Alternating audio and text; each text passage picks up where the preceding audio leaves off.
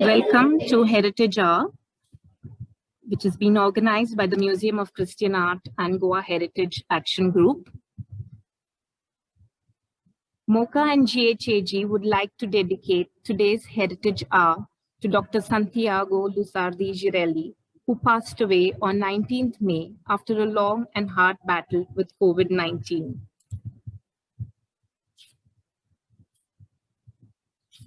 Argentinian-born Santiago was the visiting professor at the Goa University and was the director of the Goa University Choir.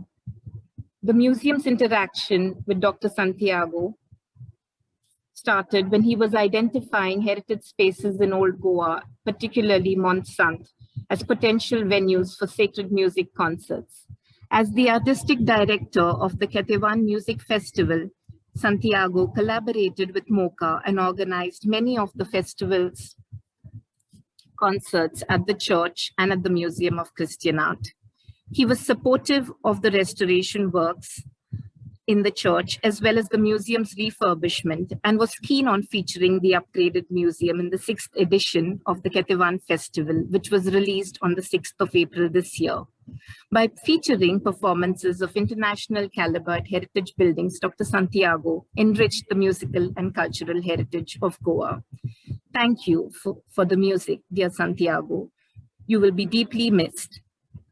We also deeply condole his death and deepest condolences to Clara and their children.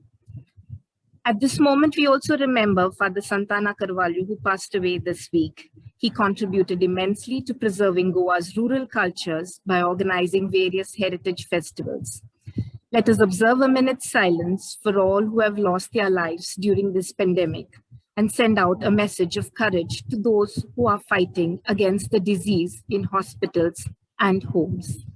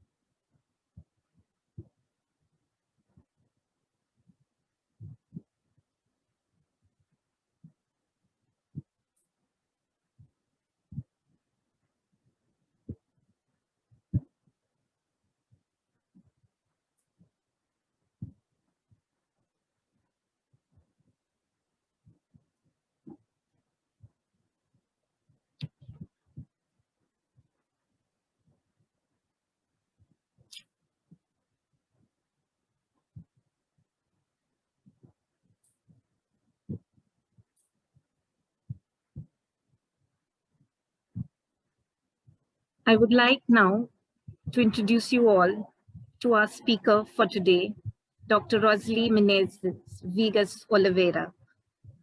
Dr. Rozely has graduated in history at Rio de Janeiro State University and pursued her master's degree and doctorate in social history at Rio de Janeiro State University between 2012 and 2019. She has received several awards, and she is a member of the Núcleo de Estudos Inquisitoriais and the Researchers Network Visões da Ásia. Currently, she is a postdoctoral researcher at the Institute of Philosophy and Human Sciences at University of Campinas. In this session, Dr. Rozely will share her findings based on her doctoral thesis entitled The Monicas in the Vale dos Lírios, from the founding saints to the rebellious nuns of the Mont Santo in Goa, from 1606 to 1738, in which she analyzes various aspects of the Santa Monica Convent community since its foundation till 1738. She will throw light on the cloistered population, their ways of life, their administrative and economic practices, their interests, their relations with the outside society, and social network. Their resistances, confrontations, and conflicts and crisis moments. She will also share information on the diverse origin of the women who composed the convent residence and the peculiarities of female religious lives in Goa. Welcome, Rozely, and thank you for accepting our invitation to do this session for us.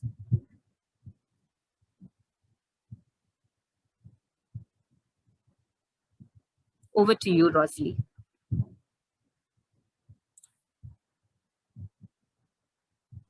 I forgot. Thank you, Natasha, for the invitation. And it's an honor to be here to talk about the Santa Monica Convent. And good night to everyone, Goa. It's an honor, even if online, because of our situation. And it's very difficult and sad. Almost this everything that we here in Brazil and there in India we are faced, yeah. But we today I have to apologize my English first of all, but I will read because I think that is more comfortable to me and to you.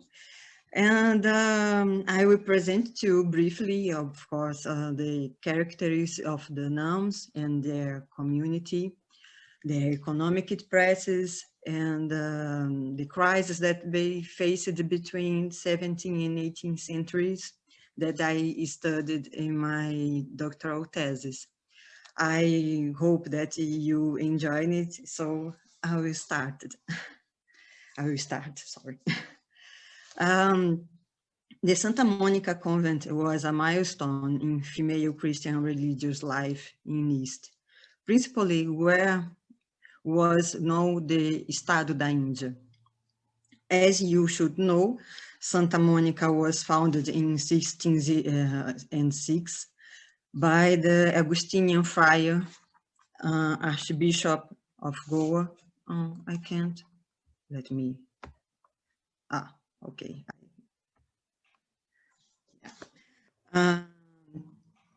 Dom Frei Aleixo de Menezes.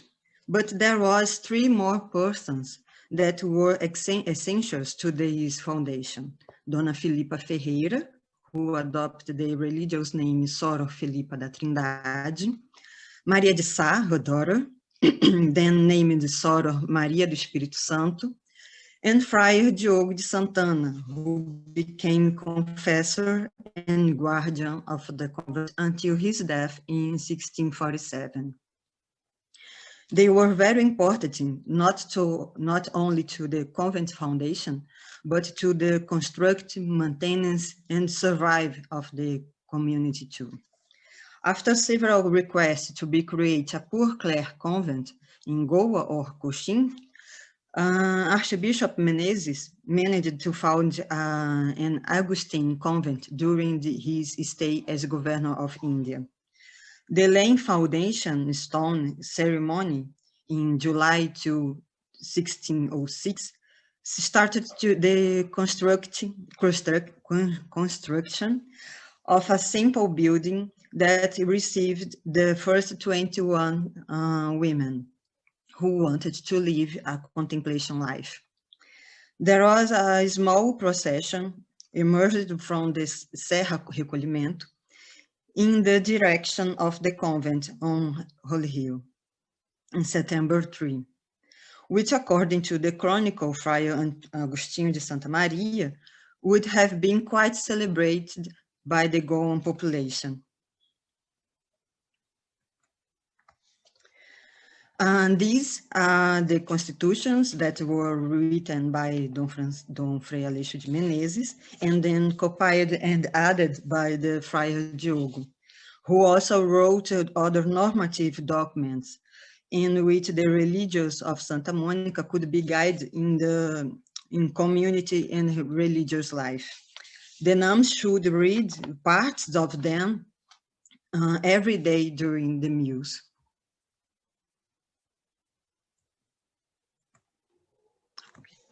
The Monica's community was formed by diversified groups. Like you can see, at the top of the list were the Quar nuns or Black Veil nuns, the highest rank. Then there were the lay sisters or the law status White Veil nuns. Next, we can see the Conversas, that was a peculiar group made essentially by converted women. And there were novices and pupils, little girls, who would become nuns in the future. At the base of this hierarchy were the servants, like criadas, servidoras, and slaves.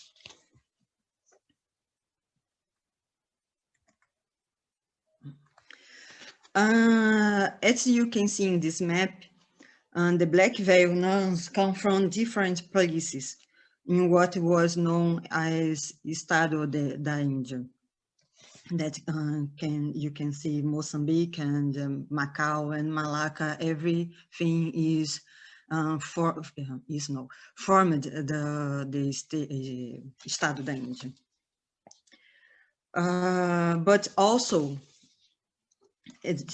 from places where the Portuguese presence happened only because of the religious presence, like Japan and Persia.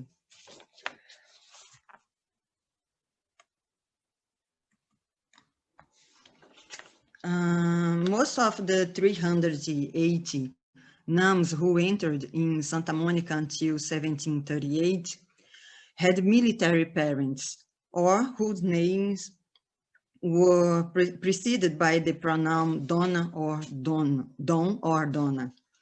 Many were daughters of casados, Portuguese, and their descendants who received royal blessings for marrying and settling in the cities. Among these nuns, we can point out Sor Helena de Madre de Deus, Sor Bárbara de Jesus, both prophesied in 1607, and Sor Inácia das Chagas, professed in 1608, daughters of Sancho de Vasconcelos, who was captain of fortress of Ambueno, and Catarina de Lima, who is widow, who prophesied in the convent in 1609. There was also Sor Luisa Madre de Deus, professed in 1721, who was Dom Cristóvão de Melo's daughter. Dom Cristóvão was governor of India in the 20 and 30 decades of 18th century. However, there were exceptions, like the neophytes, Sor Mônica de Santo Agostinho, born in Persia, professed in 1616, and the sisters, princess of Jafanapatão, Sor Maria da Visitação and Sor Isabel dos Anjos, who professed in 1637 and 1638. There are also illegitimate and even mixed races daughters, whose entries in Livro das Profissões included the name of the father, but not the mother, which was quite common in female religious roles. There are also women who entered as a child through the roda, wheels, like wheels. Poor families, women without conditions or for fear of scandals, used to leave their newborns in convents or misericórdias.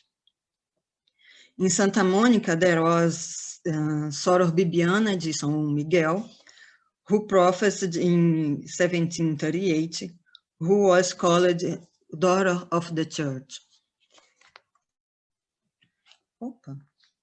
Sorry.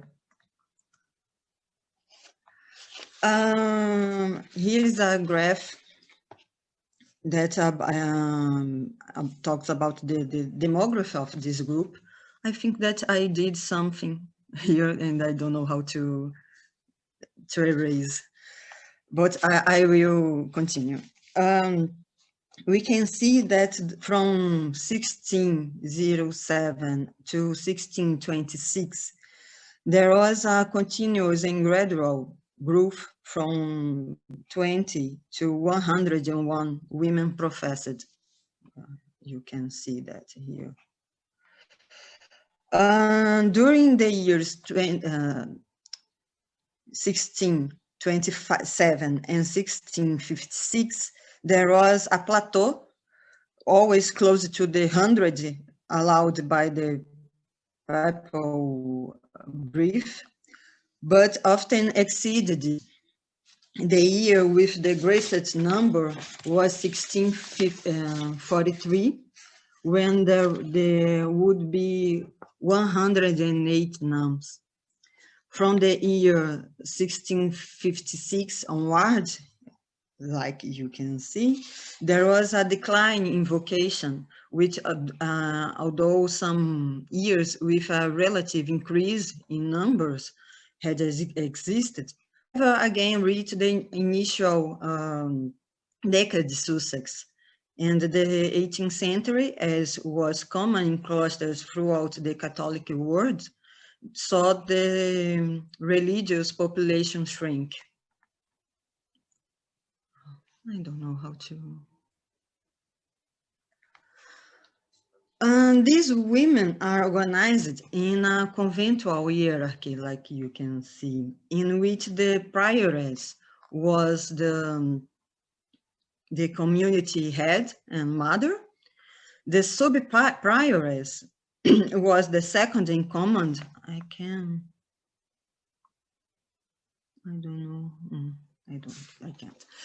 And the Madres do Conselho, formed by oldest nuns and ex-prioresses, was the third group more important to the community. After they, the other officers were divided by functions.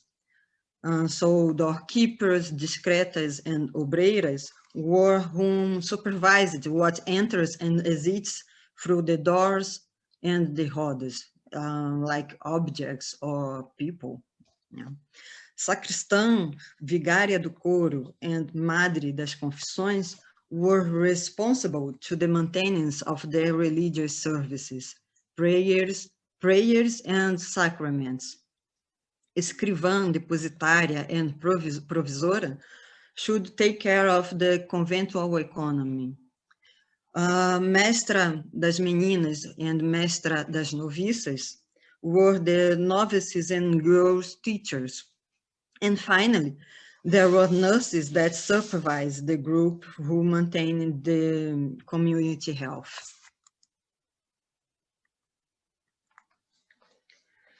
Although they had an active voice and governed the house, and therefore the most documented, the Quarnams did not make up the conventual community alone.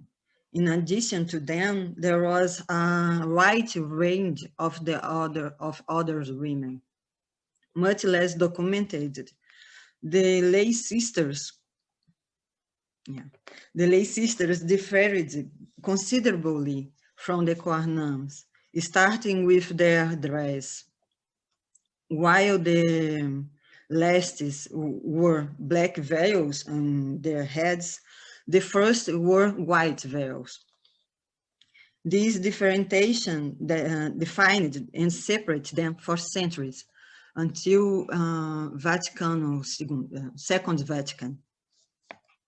In the rules, lay sisters should pay a lower dowry than professed nuns and would not be able to participate in the elections or exercise the positions described before.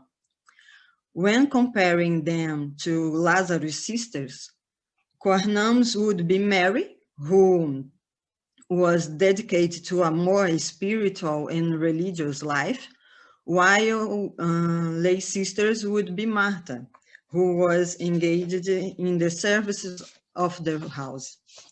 So in order to be able to carry out such activities, the convents could not accept women who were under the age of 20 or looked sick. They should have health and strength to be able to serve in the convent, like Menezes said. They could be white men, maidens, or widows, but also natives could even be accepted, as long they were not kafras, like slaves, that is, slaves, and had an exemplar virtue in the spiritual life. In the middle of the 18th century, there were 52 black veil nuns, while there were 26 lay sisters in a proportion of 2 to 1. Tá.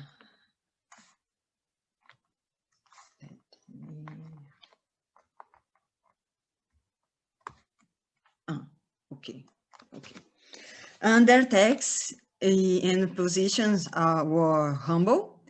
Besides provisora and nurses' assistants, they took care of all of the community and clothes, like the roupeira, ringed the bell, tangedora, prepare the food, the cookers, keep the refectory and lamps clean and tight, like the refeitoeira and lampadeira.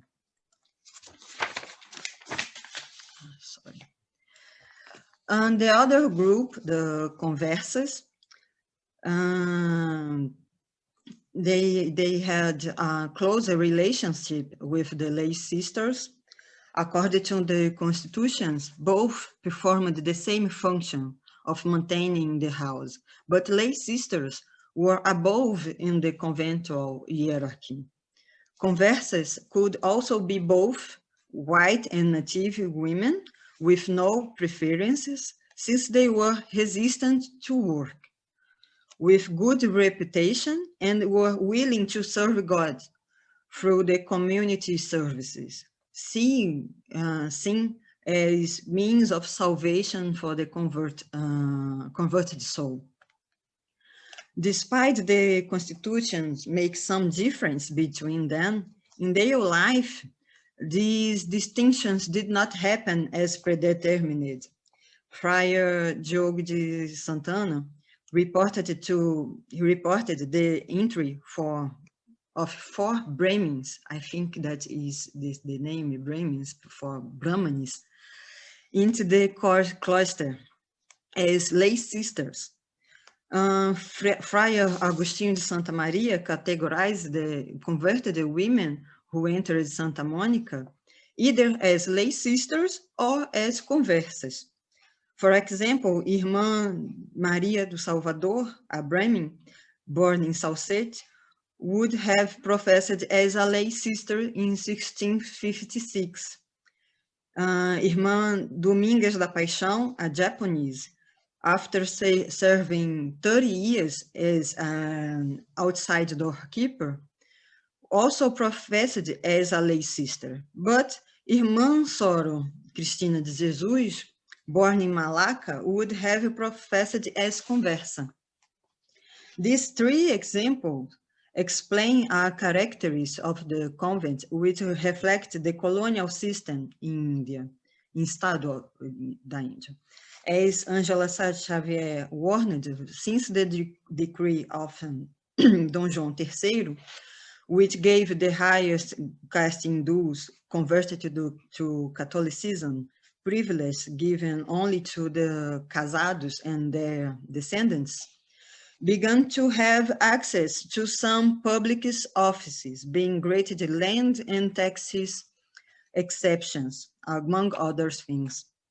So placing their daughters in a convent could ratify their position in society.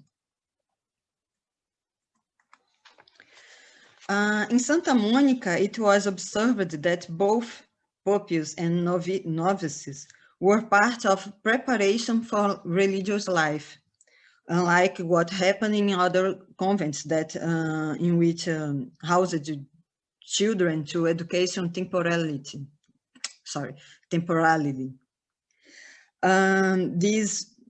There were dormitories and separate spaces for them.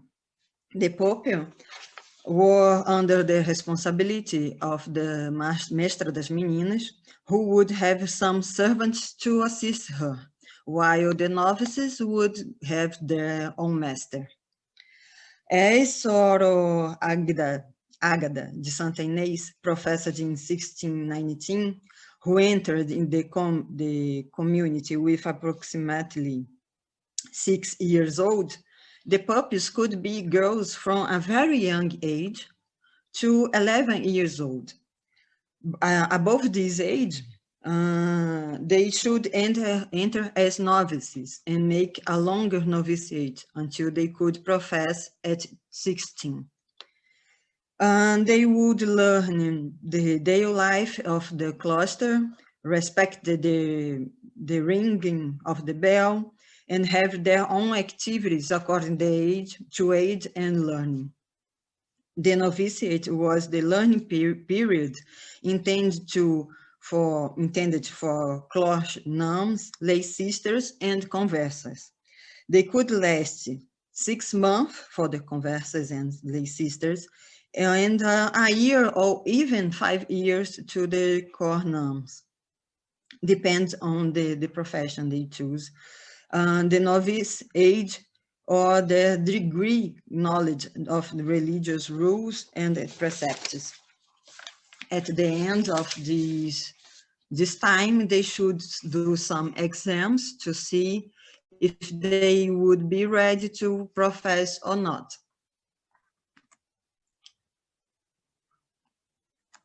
The last one is the Constitution of Santa Monica presupposed the presence of servants and slaves within the cloister. They should serve the community doing heavy services. The convent once again reproduced the colonial society, having a myriad of servants to act in which cloister places and also outside. They should be well-accustomed maidens who be prepared to carry out the household services, while the slaves should also be maidens and strongs. The criadas, like maids, in the turn were not included in the rules, but were present in the community daily life, serving the nuns individually. I didn't find documents that talk about this group enough, but when Friar Diogo described the aspects of the convent building in the Apologia, for example, he indicated the number of some of them.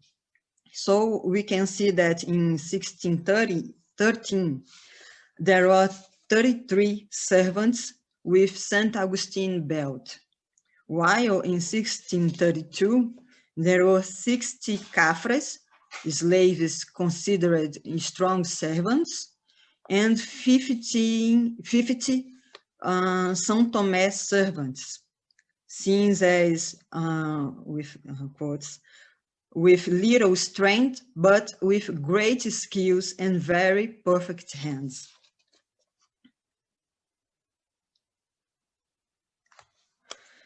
So we can see now some jobs that these women did and how many of them was necessary. Like in the kitchen and pantry, it was necessary 20 servants, or 1 to serve the prioress, and 1 for each chapels that was inside the convent.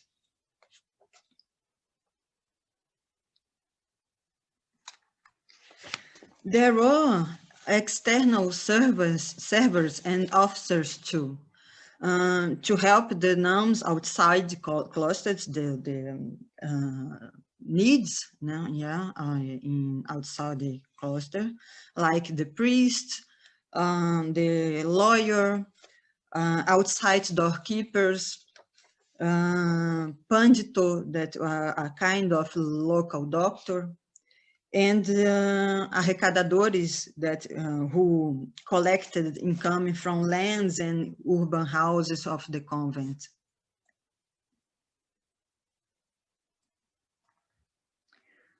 Well, the building.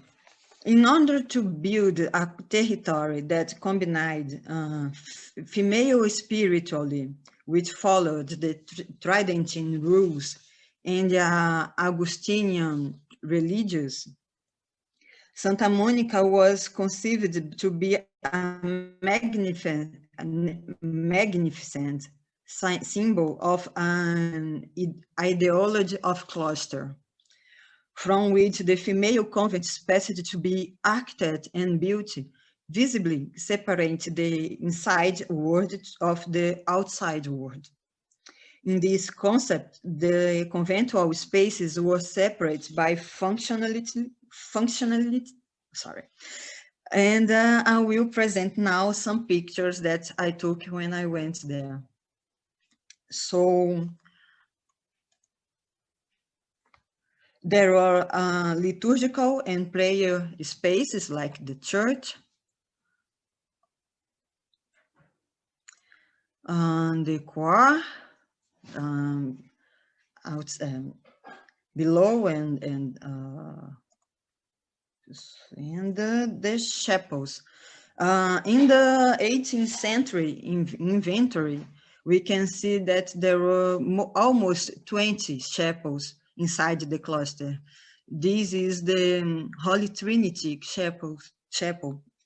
That's the novitiate chapel. It's very, very beautiful place. There are places to the bodily survival and where they worked, as the kitchen, refectory, dormitory. I take these pictures of the new refectory, and this is a detail, a roof detail of the old refectory.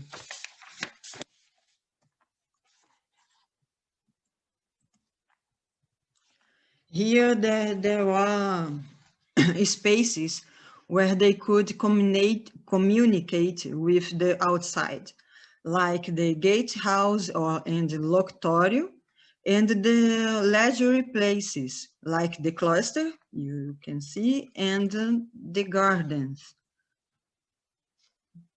like the Vale dos Lírios was the name of this garden in the cloister.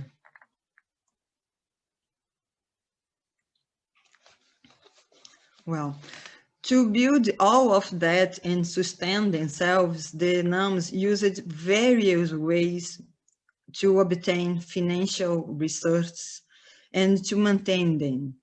There were dowries and donations, alms, mass and other religious services, bequests to provide the coat of souls, benefactors' wills, contributions from novices and pupils, urban property rentals, the tenses, a kind of individual pension that a nun could receive from a relative or benefactor, donations and wills of the nuns, brotherhoods founded within the community, interest loans, handworks, income and sales of land properties.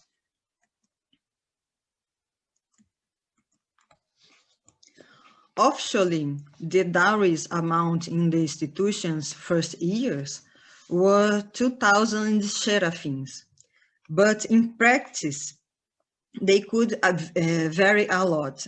So as we can see in this graph, there were nuns who paid more than this value, others paid less. Some paid with properties, with travels of China and Mozambique, and external services like loyal service. Some mixed the types of these dowries, and some didn't even pay a dowry because they were poor or founders' relatives. In general, the novices' fathers or guardians made contracts with the priores, in which they paid the values referring to the novitiate period, and left the dowry guaranteed. But there are other ways to do it, and I speak some like that in the thesis.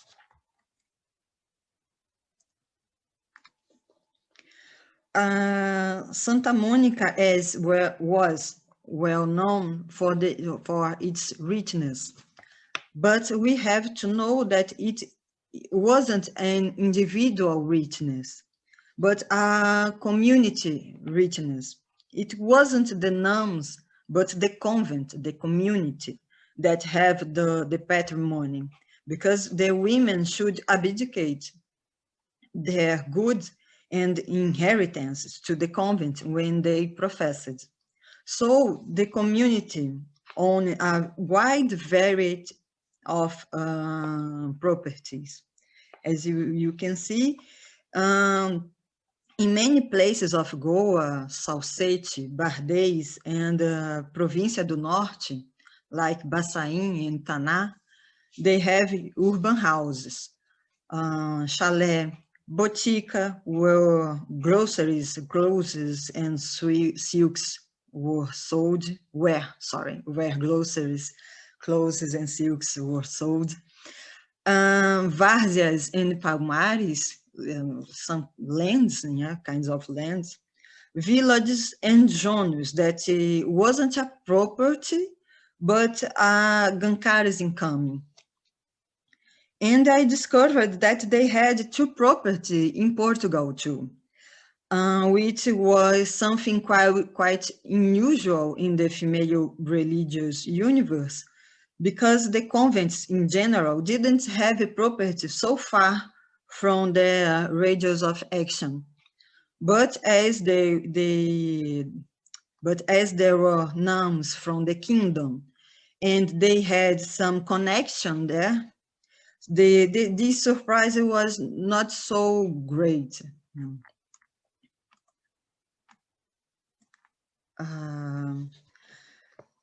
One more time, there were many kinds of contracts that were made at the locutorio with the nuns. All of them were practices very usual in the colonial context of Portuguese East. Some pura venda and pura venda in facciata contracts were found. There were synonyms of perpetual agrarian contract with people or institution gave the useful domain of a land, the domain of a land to others through an emphyteusis lease contract, having in turn an amount, often called foro or ração. This contract could be made in lives, 1 life, 2 lives, even 3 lives, or perpetual. I brought some example of them. A pura venda contract in 1668, did by Filipa de Souza, Miguel Fernandes widow, and their sons, gancares of Aldeia de Marna. They were selling a palmar called Dundee, which bordered another convent land for the 17 seraphims and health to endow her daughter Irma. I don't know what kind of dowry was, but they resorted to the convent to do it, so it's very important. Other examples are some vendas in fatiota that appeared in documents from the turn of the 17th and 18th century. The amount varying between 50 serafins for a land with 5 palmares and 700 serafins for 4 pieces of arecais and palmares incorporated in one.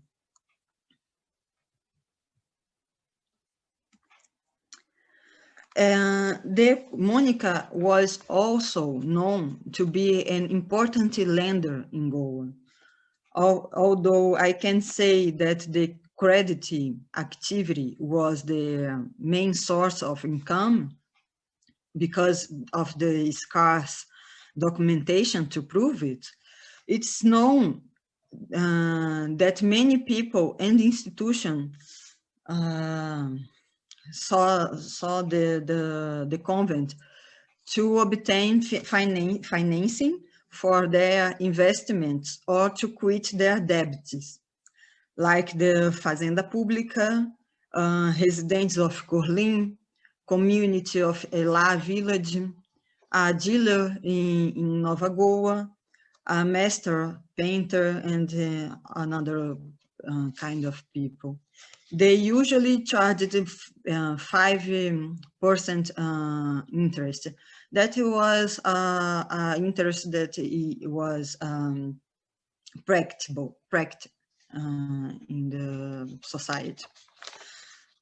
Through all these economic activities, the Monicas established a social network, not only with their families and the Augustinians, but they expanded this network to a diversity of individuals quite characteristic of the Eastern colonial reality, such as gancares, traders, local workers, and shipmasters that made the trips for Indian and Western seas.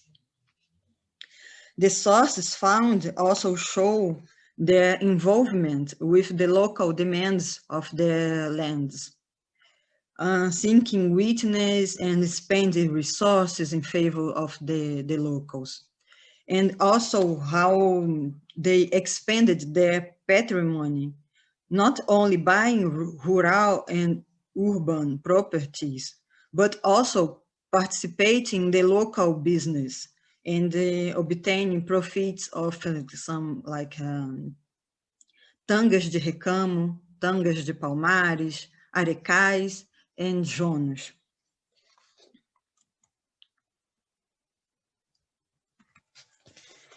Despite these successful sides of Santa Monica Convent that I have just presented to you, the nuns' lives were not only of economic success and examples of religiosity. They had to resort to justice to make debtors pay them, or to the crown through letters, of course, to obtain benefits and defend their privileges and interests. And they went through moments of extreme dangers for the convent existence. I bring here briefly, very briefly, 3 examples of these moments. The first time they had problems was after Dom Frei Aleixo de Menezes came back to the kingdom, and the Goa Municipal Council, which had initially been a benefactor, began to try to control the entry of women into the convent and control the goods it was accumulating.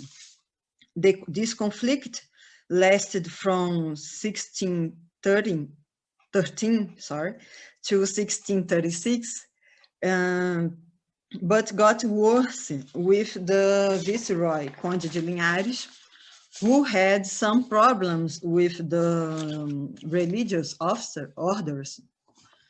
And so in short, it was a social economic problem because the convent would be disrupting the colonial marriage policy, providing an alternative for women and their families. This conflict only ended with the crucifix miracle, and when the crown agreed to put the convent under its patronage. Another time that they faced problems was at the end of the 17th century, and it was with their religious brothers. They were already having problems with the Augustinians' temporal administration, but the situation was increasing until the provincial decided to abandon this function in 1702. The king interfered in this issue, but it wasn't enough to avoid the biggest crisis that the nuns would face until the extinctions of the religious orders. This conflict, the last conflict, with the Archbishop Dom Frei Inácio de Santa Teresa, who directly interfered in the daily life of the nuns, removed the Augustinian not only from temporal administration, but also from spiritual administration, and elected a new prioress without the consent of the entire community. This generated a severe internal crisis in the convent and the breaking of the cloister vote by the most of the nuns. This jurisdictional conflict lasted from 1721 to 1738 and divided the community into rival groups led by two priores. Soror Magdalena de Santo Agostinho, head of the rebels, and Soror Brites do Sacramento, head of the nuns that agree with the prelate. I can't forget to highlight the moderate role of the viceroy, Conde de Sandomil, who during this period tried by various means to calm the spirits of these three sides. Unfortunately, I can't go on any longer, but this was a process that deserved an entire lecture because of its complexity and the existence of a significant number of letters produced by the nuns themselves. And it's very incredible because we don't have many letters written by the nuns in Goa or in another places in Portuguese Empire. Well, to end, after the serious crisis within the community, the Monicas would only experience an effective pauperization after the loss of Província do Norte properties. This situation would progressively worsen after the abandonment of the city of Goa because of unhealthy conditions that made the convent lost the great importance it once had. Despite that, the nuns remained with their spiritual and material tasks until the death of the last Monica in 1885. After the extension of religious orders in 1835, which condemned the community to a slow death with the constant decrease of its population. Well, in my thesis, I analyze in more detail these aspects that I briefly present here, sorry. And I think it's very important to demystify the image that we have built about the nuns, which sometimes sanctifies them and sometimes demonize them. So I wanted to study this practical side of their lives that reveal these women of flesh and blood, women who were active, determined, and at times combative. Finally, I could see that the conventual territory was not, as we usually think, a mere repository of women. The convent developed an important role in colonial society, not only religious, but also social, economic, cultural, and political, being also an agent in the dynamics of Portuguese Empire.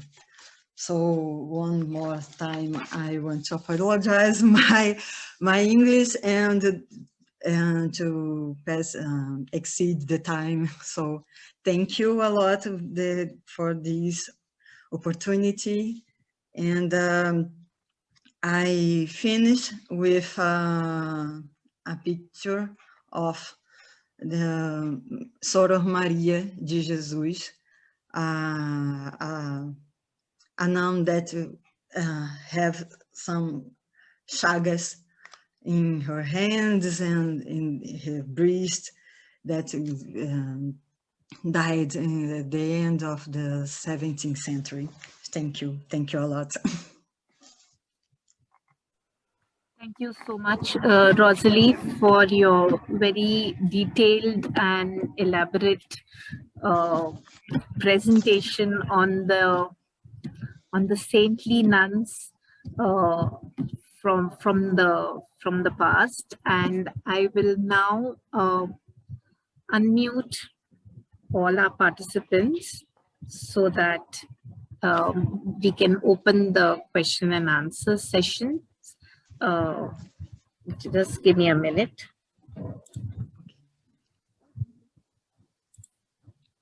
Okay.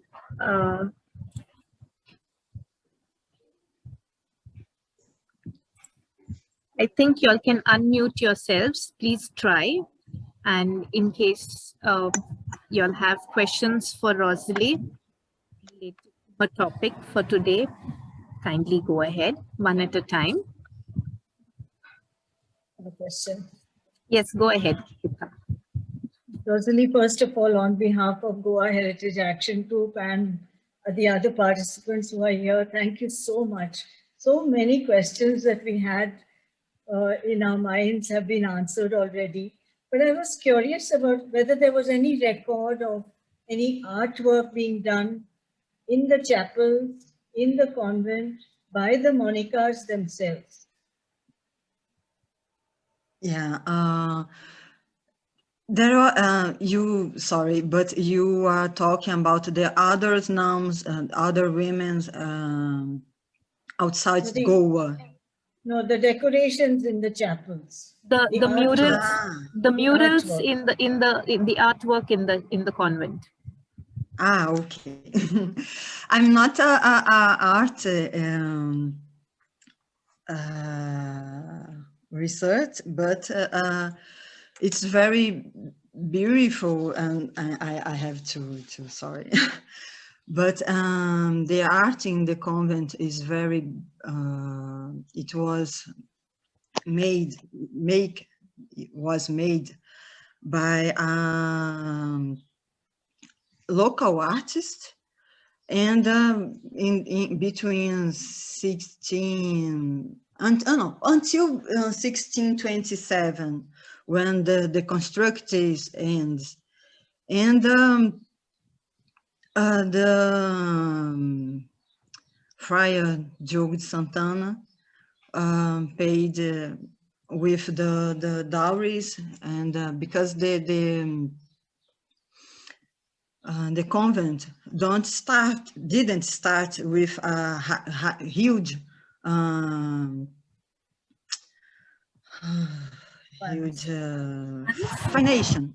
finances, yeah. And they have to start very with a very small beauty. Then they could enlarge this build and paid the workers, and some workers was a local, like master, I don't know the name in English, but mestre de obras, Craftsman. Yeah, the master craftsman. Yeah. It's the same that built the convent of the Augustinians.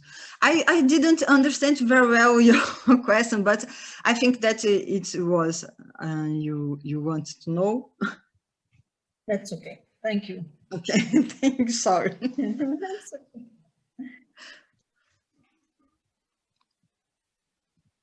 Anyone else? Yeah, I have a question, Rozely. Yeah. My fourth great-grandmother was a nun at the Santa Monica Convent, according to the records at Gloria Church in Baikala, Mumbai. And I was wondering, it says that she entered there and she was buried there. I was wondering if the graves still exist and where I could find information about the nuns after your period of research, you know, at the turn of the 18th century, early 19th.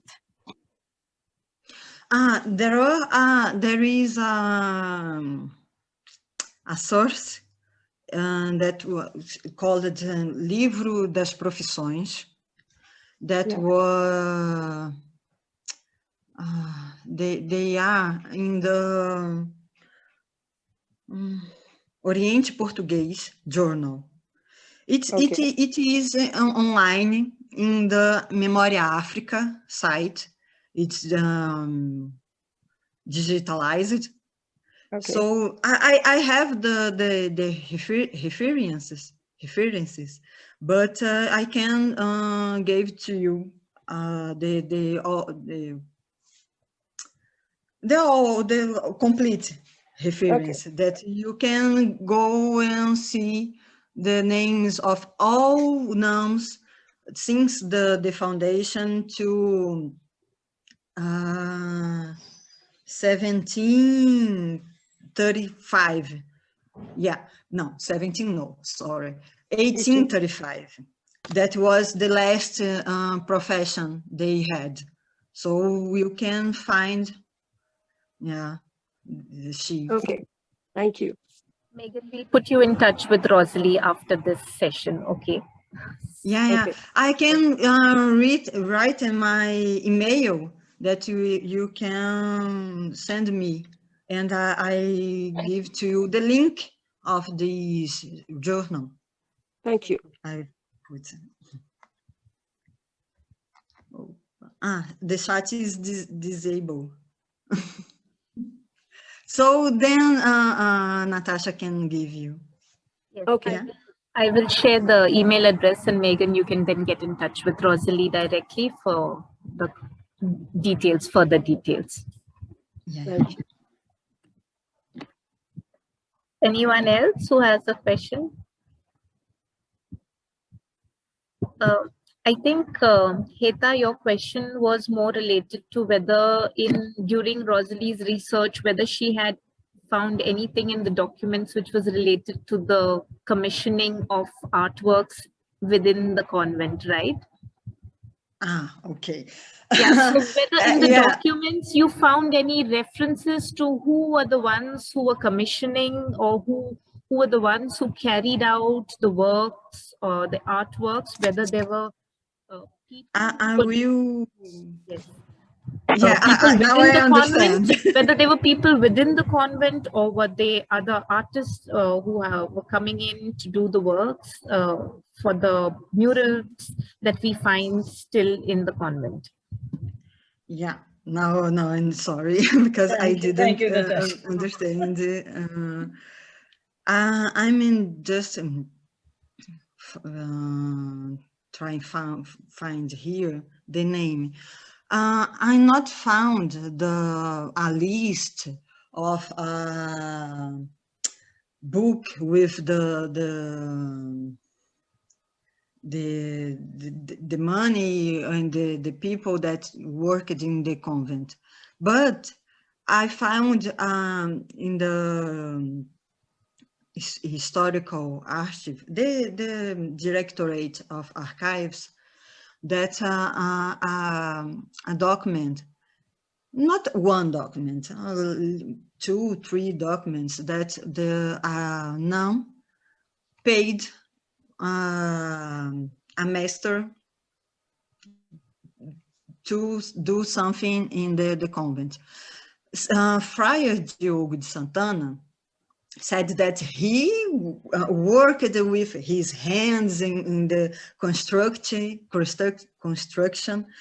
of the convent, but we know that he didn't have a formation in this kind of work.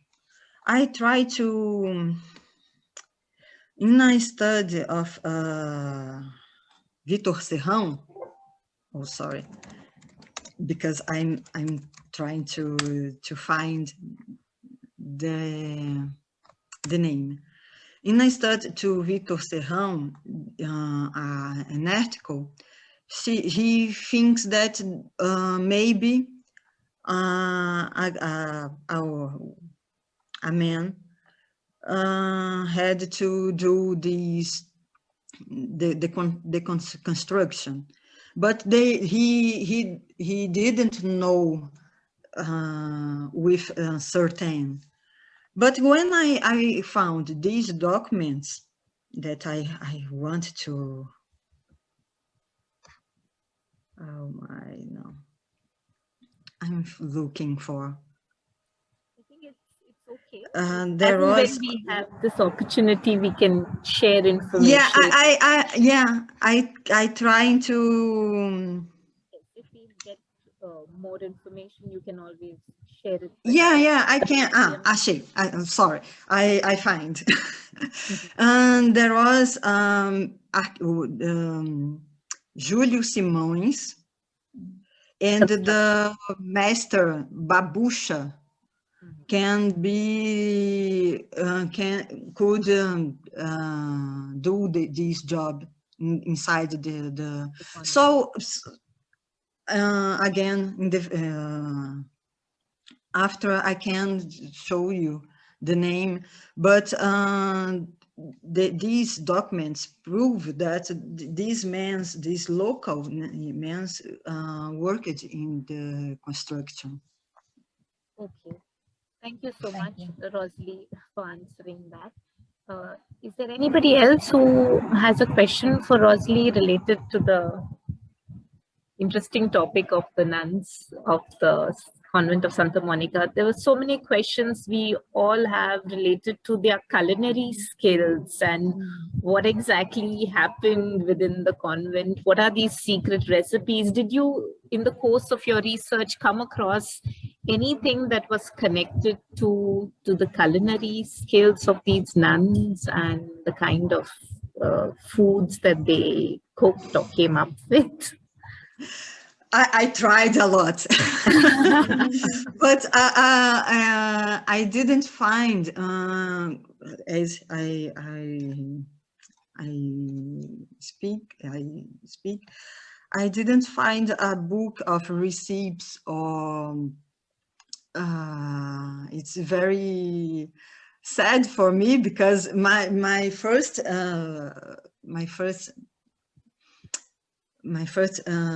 desire it was to study something like that, the food, what they have in the daily life, and the little things that they had.